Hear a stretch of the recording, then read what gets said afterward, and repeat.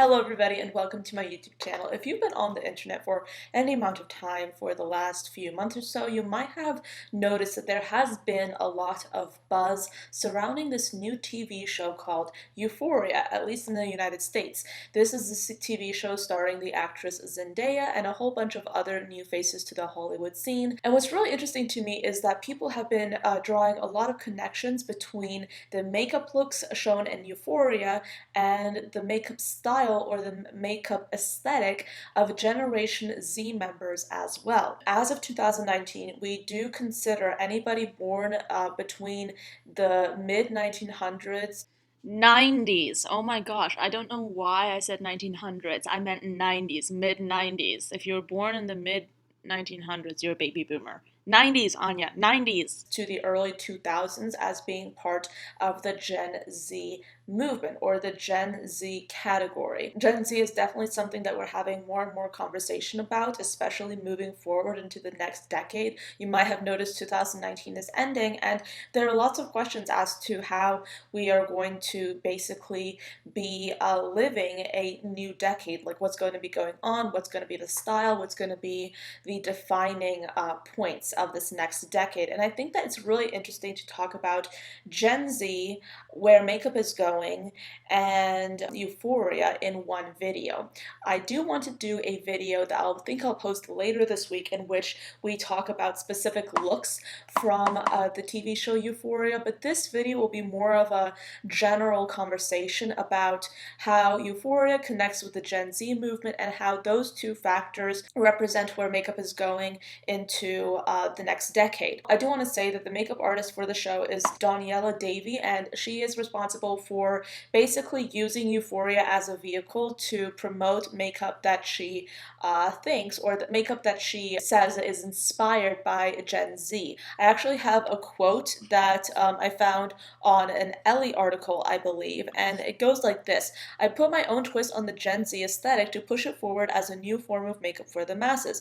Beyond that, I also drew inspiration from the late 60s and 70s. I love glam rock." There are references in makeup history too, so it's obvious that she drew inspiration from makeup history, and she's also looking towards the future of makeup. It's very difficult, of course, to predict exactly where makeup is going, exactly where trends are going to basically be propelling themselves, but we can make predictions based on what we are seeing right now and what we can predict as being present in the makeup industry in the near future. I think that it's really worth noting that social media and platforms such as Instagram and YouTube in general are really powerful forces for people to express themselves online, especially through makeup. And I think that right now, if you see where the marketing is going for makeup brands, if you see what people are trying to promote and how people are trying to promote certain things in advertising and editorials, etc.,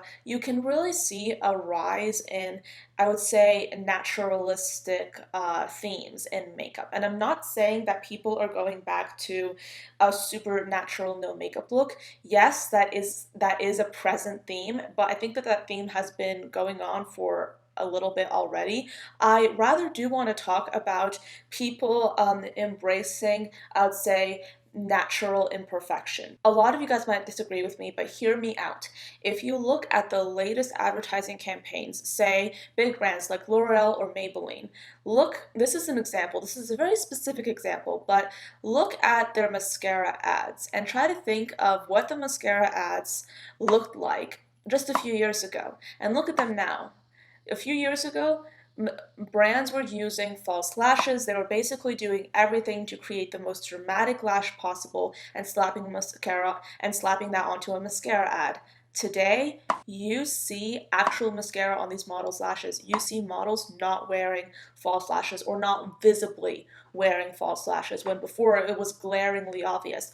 Also, Photoshop is something that we are using a little bit more subtly. Yes, we're still using a lot of Photoshop, and in some cases increasingly so, but the look of Photoshop, I think, is becoming less and less obvious in advertising and even on social media, because I think that we are now becoming so much more aware of what you can do to change your appearance online, and brands are picking up on this and they're switching around their advertising to appeal to a greater change. And if you look at the way the brands are advertising, marketing their products, you will see that they go for simplistic looking editorials. They go for a more naturally imperfect kind of look, and they go for a slightly out of the box, I would say slightly avant garde type of styling. And this reflects what we want to see as a society. I think that we are really aware of the fact that so much of what's being fed at us is manufactured, is fake. And I think that this manufactured fake aspect of advertising, of the industry, of just product is putting a bad taste in a lot of people's mouths. Brands know this, and I definitely feel like they want to capitalize off of it by encouraging us to look towards their way of advertising. They want to encourage us to believe in a real product with real results. And they do that by acknowledging imperfection in a minimal enough way to still be able to sell products. And yes, I know I just talked a pretty long while about advertising and about beauty brands, but I think that what's being advertised is a great way for us to analyze what society is morphing into. And when we talk about Gen Z makeup, we're talking about makeup that is being worn and being promoted by a generation of people who grew up with social media, grew up using the internet, and grew up with countless amazing sources from which to take inspiration. They grew up with a makeup industry that has been growing more than ever before, and that influences what you put on your face. And I don't want to say that the Gen Zers are the only people that are doing their makeup in this way. Of course, everybody's changing the way that they do their makeup. But Gen Z, I think, is credited a lot, from what I can tell, with this shift in makeup, because I feel like Gen Z is the first generation to grow up using social media and is the first generation to grow up with readily available internet access. And in doing so, they, I would say, are a pretty strong reason as to why we are seeing makeup shift, and we're seeing the makeup industry and the beauty industry shift in such a way today.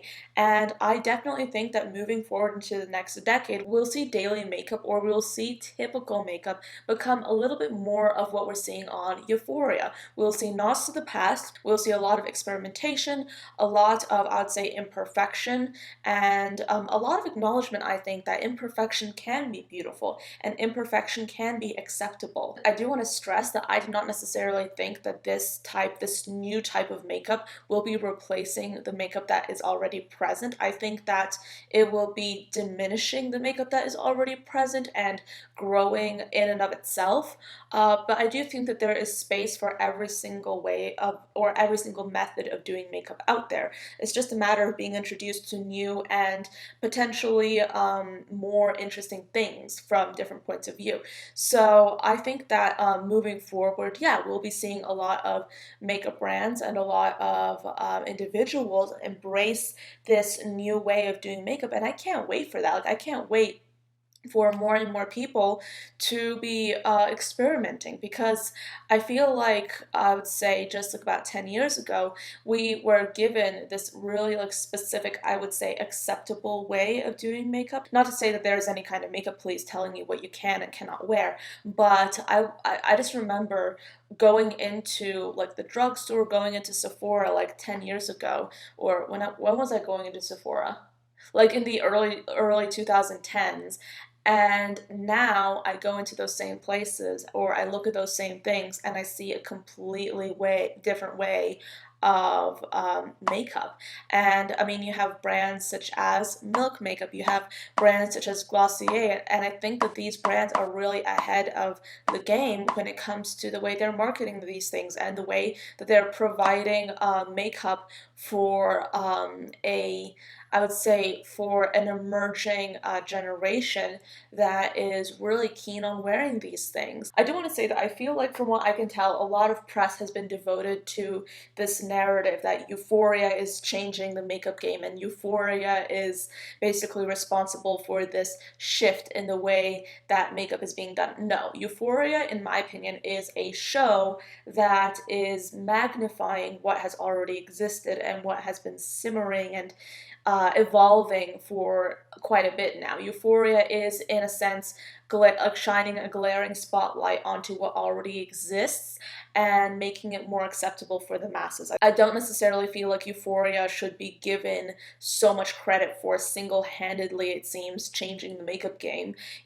I do think that Daniela Davy is an incredibly amazing artist and she's really good at what she does, but she should not be given all the credit, I think, for this shift in the way that we're doing makeup because she is responsible for shining a light on it, but I don't think that she's single-handedly responsible for completely changing the makeup game, which is what a lot of outlets seem to be trying to say. But yeah, that is basically the end of this video, the end of this, I would say, mini discussion as to how Euphoria has been connecting towards Gen Z and how these two factors are a reflection of where makeup is going and where it already is. Do let me know your thoughts down below. I'm very curious to hear what you think about this topic or this discussion. I will be doing more content related to makeup in Euphoria in the future. I just would like to have some time to actually look at the makeup looks from the show, and I would like to actually look at some interviews and potentially videos as to why certain looks were created and the story behind them and the process, because I would like to be informed. And also, I don't actually watch Euphoria. I've watched like a little bit of the first episode and that's it. I'm just not into TV shows right now, so I'm not watching Euphoria. So with that, I do want to make sure that if I do any kind of content related to Euphoria, I'm a little bit more informed than I already am. But yeah, that is the end of this video. Thank you so much for watching till the end. I do hope that you found this video interesting, and I will see you all tomorrow. Bye, guys.